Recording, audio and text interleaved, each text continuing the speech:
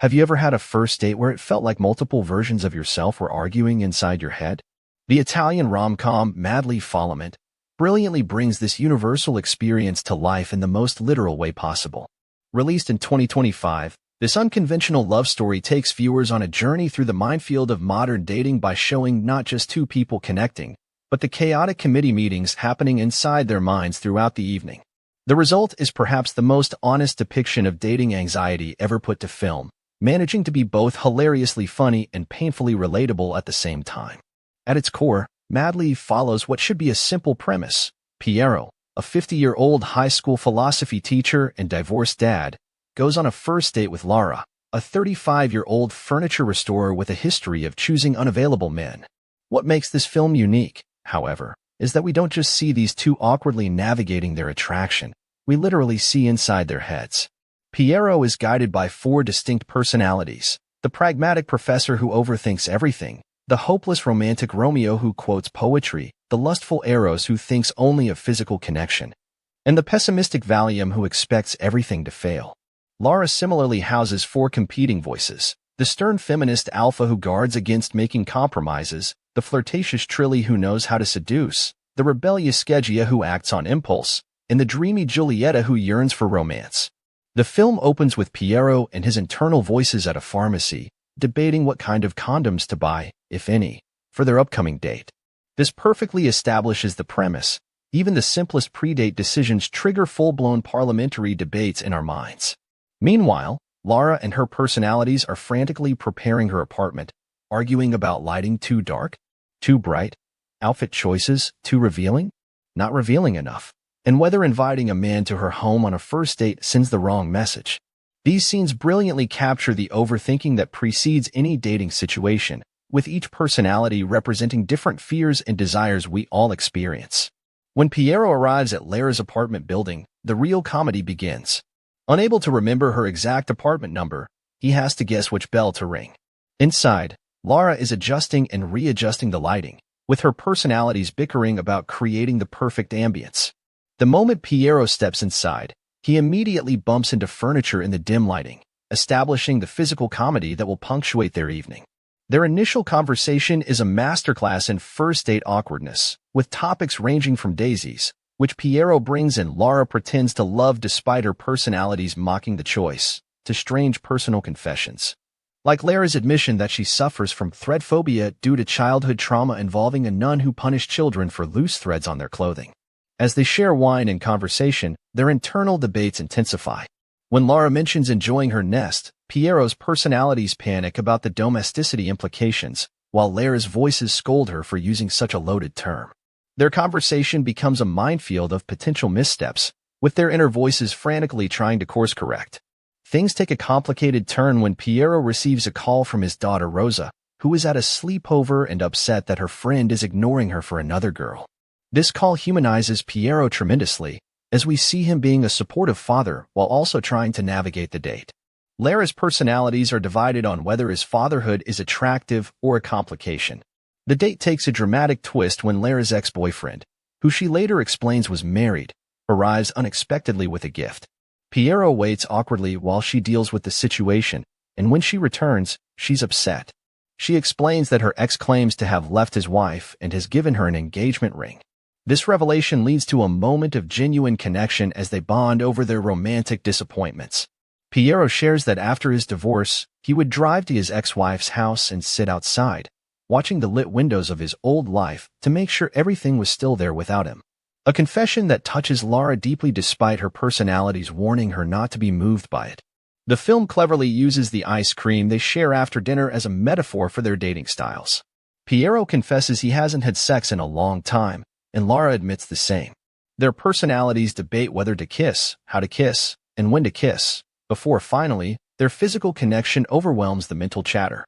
The sex scene that follows is both funny and touching, as their personalities continue to offer commentary and advice throughout the encounter. Notably, Piero's sexual performance is initially disappointing when he finishes too quickly, but he makes up for it in round 2, highlighting the film's commitment to showing the messy reality of intimacy rather than a polished fantasy. After their sexual encounter, they lie in bed discussing their romantic histories. Piero reveals his past relationships, a dental technician who lived in his building, an art history teacher, his ex-wife, and a bookseller from Ostia who was moody, unstable, unpredictable, and unreliable. Lara shares her 3 significant relationships: an Erasmus student from Bristol, a surfer from Tropea, and a Sicilian architect, notably, all men who lived far away. Piero observes this pattern, suggesting it might be a subconscious tactic for not getting involved, a comment that hints at Lara's fear of real intimacy despite her desire for it. The post-coital bliss is interrupted when Lara makes an offhand comment about getting a dog together. The casual mention of future domesticity sends Piero's personalities into a panic, and when she goes to the bathroom, they debate whether this is moving too fast. Believing the evening is concluding naturally, Piero decides to leave despite Romeo's protests. As they say an awkward goodbye at the door, both characters, in their inner voices, struggle with what they really want, unable to simply ask the other to stay the night. The film's most powerful sequence comes after Piero has left. As Lara processes her disappointment, Piero returns with his personalities in full rebellion. What follows is a direct confrontation between not just Piero and Lara but all their inner voices as well. They argue about why he left, why she let him go, and the fears that keep them both from pursuing happiness. Piero's voices accuse Lara of kicking them out by looking at her watch and handing him his shirt, while her personalities insist these were actually subtle invitations to stay. They debate the meanings behind everything from her mention of dogs. Was it a hint at commitment? To his mention of having a daughter? Is he too complicated? This climactic argument exposes their deepest fears. Piero worries about disrupting the delicate balance he's achieved as a divorced father, while Lara fears repeating her pattern of choosing unavailable men yet desperately wants to break it. The conversation becomes philosophical when Lara admits she'd rather wake up next to someone who makes her feel alive than alone with her antique furniture. Her confession that it's been a long time since she's slept with someone resonates with Piero, and they both recognize their fear is preventing them from embracing potential happiness. The film concludes with a beautiful moment of decision. After laying bare all their anxieties, Lara simply states, "I'm hungry," and suggests they make spaghetti with garlic, oil, and chili.